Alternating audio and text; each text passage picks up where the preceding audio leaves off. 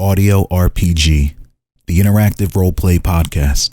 Follow us on Anchor so you can listen to the journey of our player characters, or join the fun and join as one.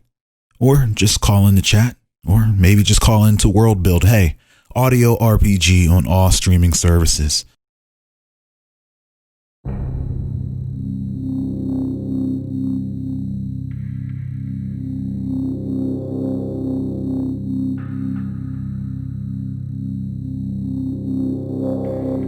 Drifting idly in a lake of stars just shy of the outer rim of a colonized star system, the crew of Fieldship 142 congregates around a busy dashboard illuminated by a pending request from COACH to speak with them.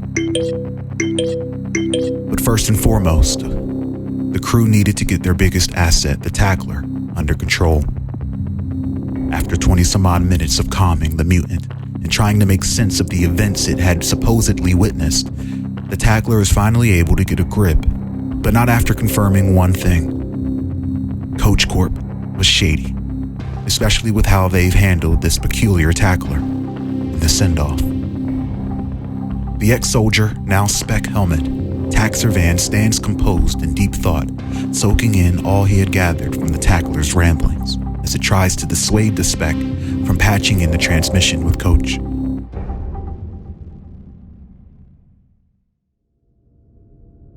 We cut to Atrax, who we see sizing up the ship's interior. He notices the hatch to the cockpit door seals from the inside of the cockpit and continues to analyze this strange architectural decision. Calm and cool, we see Capsis Discory pop up over Atrax's shoulder and leaning in against the hull. She strongly suggests the crew make some lodging adjustments. The cockpit was a blast containment unit for a defective tackler, which was like putting Plan B and C inside of Plan A.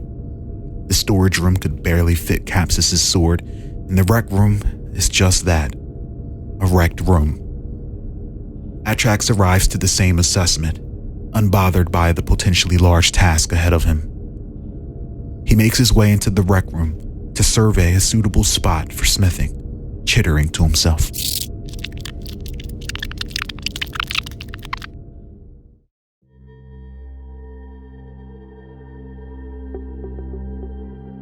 Arms folded, chin resting on his knuckles, Tack commands the tackler to put him on with COACH. The monitor is soon populated by a familiar face, the COACH technician tasked with handling Fieldship 142's tackler, met at headquarters. A furrowed brow, frustrated and anxious, soon to fix his face at the sight of the special team's coat now standing before him. A glimmer of surprise coats his eyes at the sight of a conscious tackler with the bullet hole no longer between his eyes, driving the ship. Spectre Van, greetings. I believe there may have been quite a misunderstanding. We ask that you please return to base with your tackler, for it is a danger to you and others. Danger. Capsis chuckles at that misinformation. We'll assign you a new tackler and get you and your crew along on your way. With extreme confidence and sternness, Tack responds, "Negative, COACH. Your personnel opened fire on me and the crew at the dock. I've managed to calm the tackler for now, and I'm assessing the situation. I'm officially requesting access to this tackler's files and a dedicated technician for remote assistance. Confirm request." The technician pauses, queuing up a scathing denial, but is soon blindsided by contrasting orders within his earpiece by mysterious higher-ups. He then turns to the conversation with a new angle. Your ally, the Forge Master, has broken his obligation to his people, if you didn't know. This is treason, and punishable by death. Their words, not COACH's. We wish not to stand in the middle of their political affairs. However, we will tolerate his breach of contract with us only should his remaining contractual agreement be fulfilled monetarily, if not by service, as agreed. The crew receives a request for an unsettled debt of 100,000 bizquirks due by month end. As for the tackler, keep it at your own risk. The technician grants Tack full access to the tackler as requested, then disconnects. tackler exhales. It didn't expect that outcome. Perhaps it was true that Coach has a lot of tolerance for their specs. Tack wipes over his face. Shit. He calls Miss Discory to the dash. Capsis approaches. No miss required, she says. Sus is fine. What's the news? Tack nods toward the team's quirk account. Atrax is wanted by his people for treason and owes 100,000 bizquirks to Coach, who won it by month end. Capsis sighs, then leans in to scan the screens herself. Sounds like a good start. We're gonna be such a great team, she says. So, do you want to tell him the good news, or should I? Tack responds. She glances over at the tackler's now closed bullet wound in the bloody floor, impressed by the cool trick. I'll take the blacksmith, you clean up this mess. She pats the tackler on the back. Get it together, nerves. There's a job to do. She then exits the cockpit to inform Atrax of the situation. Tack turns to the tackler and steps closer. He retrieves a data collection skill module from his coat. He then places his thumb on the tackler's forehead with a long press of the pineal gland and taps the module softly upon his head, granting him all the advanced methods, tactics, and all accessible intel sources one would need to make a pristine assessment of the situation, which was invaluable during a galaxy-wide information blackout. Tack watches as the installation has a profound impact on the tackler as it slumps in its chair, eyes flickering momentarily. Tack then knocks on the dash with both of his knuckles. Tackler, please submit an official request for information to Coach. Request for threat assessment data. Gather enough information to compile a map, marking which regions hold the least and most potential conflicts for Coach Fieldships, whether piracy, political posturing, or otherwise. Once that's done, I'd like you to search public news and entertainment sources for recent reports of attacks on Fieldships. Collect a docket of the most lucrative opportunities and contracts we can capitalize on as well. Can you do all that for us? The tackler ponders for a second as the skill module finalizes implementation. Its mutation brought an organic, human-like sensation to every mechanical feature within his body. The skill modules were surreal. An explosion of enlightenment left it at a loss for words. Tack repeats, well? The tackler nods. Yeah, I can do that. Learned it from the best, it says while smirking. Tack places his focus back onto the screens, awaiting to see what was in the stars for the crew.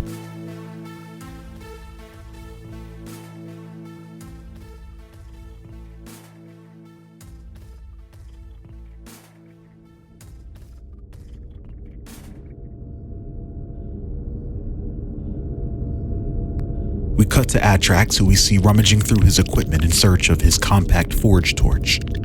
All four of his arms simultaneously multitasking, his compartmental brain effortlessly managing tasks suited for a crew of 3 to 4.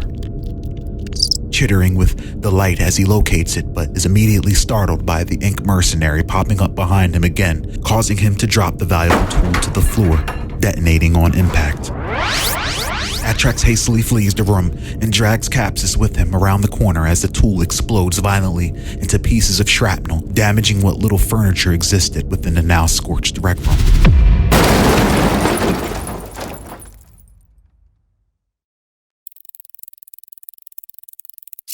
Damn, looks like that door, my work, as well as everything else I wanted to do must be postponed.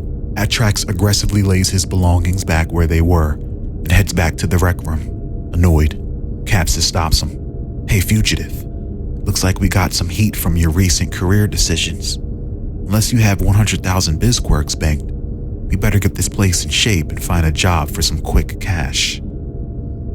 Atrax, pulled from his thoughts, chitters. Sadly, I couldn't bring my funds during my escape. The clan would have taken notice to such a large and sudden withdrawal. Capsis turns on the heels of her boots before leaving and says, well, we're family now.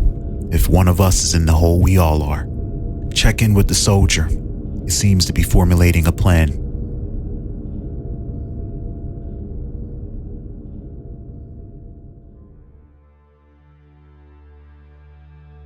Moments later, we cut to the crew congregating at the helm of the Fieldship. TAC gathers everyone to discuss the crew's options of opportunities collected by the tackler. TAC points at the star map.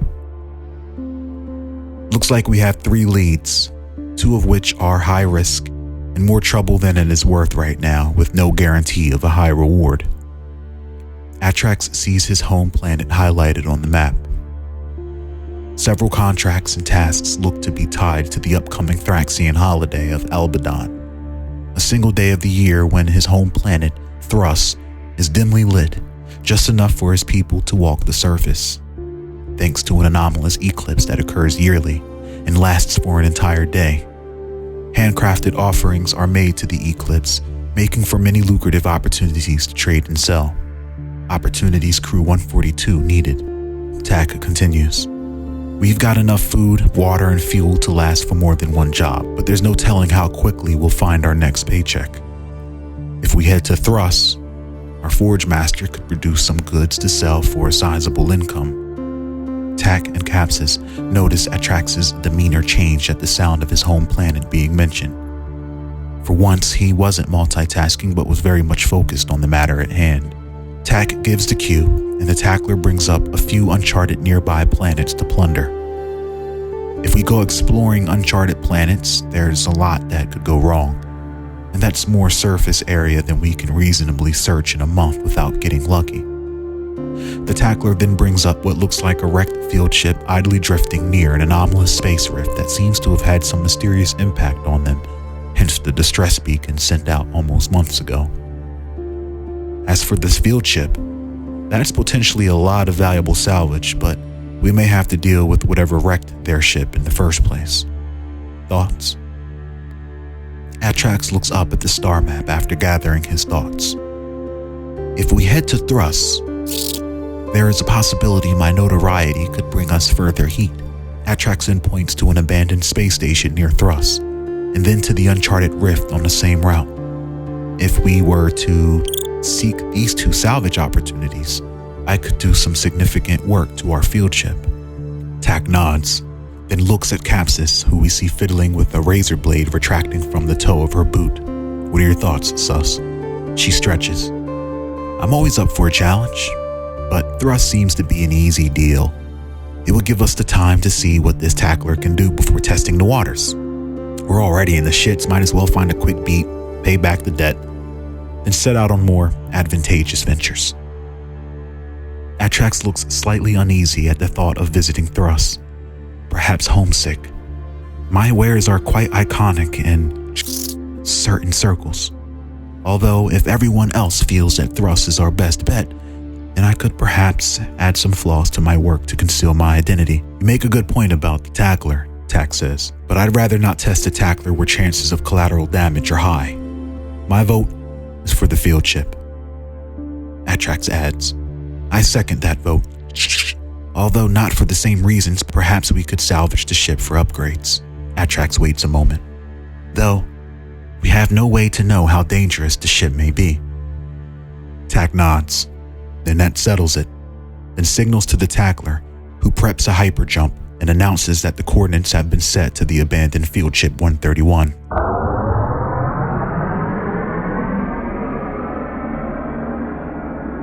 It then recommends that they should heavily consider overhauling its skill modules should they encounter anything problematic.